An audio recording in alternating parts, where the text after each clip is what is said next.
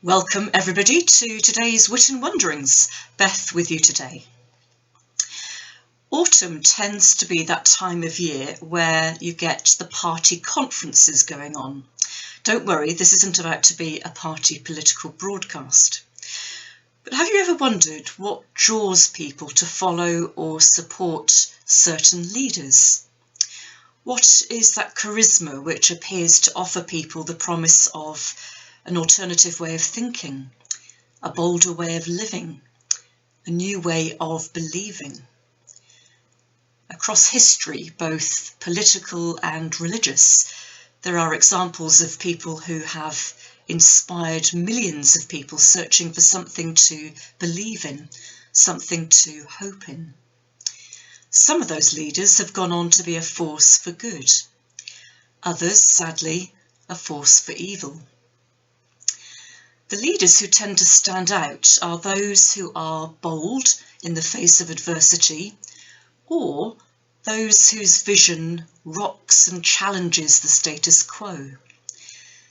The influence of some leaders lasts for decades.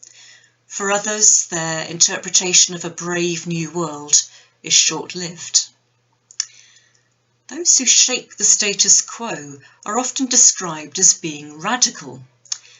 Their passionate cry for a new way of doing things can appear both exciting and destabilising. Very often they challenge long-standing views or institutions or power bases. Now, on October the 4th, it was St. Francis Day. Beyond his affinity with all of creation, which is well documented, the decisions he made about his way of life were radical and shocking. He turned his back on the wealth and business of his father's family. He no longer took pleasure in his military honours. Instead, he chose simplicity, humility, joy, harmony, asceticism, and above all, sought to become more and more like Jesus Christ. When we look at Jesus himself, there are plenty of examples of him being non-compliant with the status quo and challenging people for whom the outward trappings of religion had quashed inner faith. When he overturned the tables in the temple, he shook the foundation of Jewish life as they knew it. I've been using the word radical.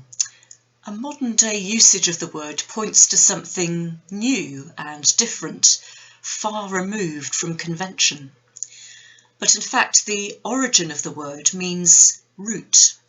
So we could argue that being radical is about getting back to the roots of something, stripping away the unnecessary baggage. This was certainly the case for Francis and for Jesus. The root of life for Francis was Jesus, and the root of life for Jesus was and is God the Father. Anything that stands in the way of that needs to be challenged and removed in their way of thinking. So, how radical are our lives? Can we be more radical in the modern sense in order to be more radical in the traditional sense? What conventions are standing in the way of our core identity or way of life or faith? On that question, I'm going to leave you wondering. Thank you so much for joining me today. Do join us again next Wednesday for some more Whitton Wanderings.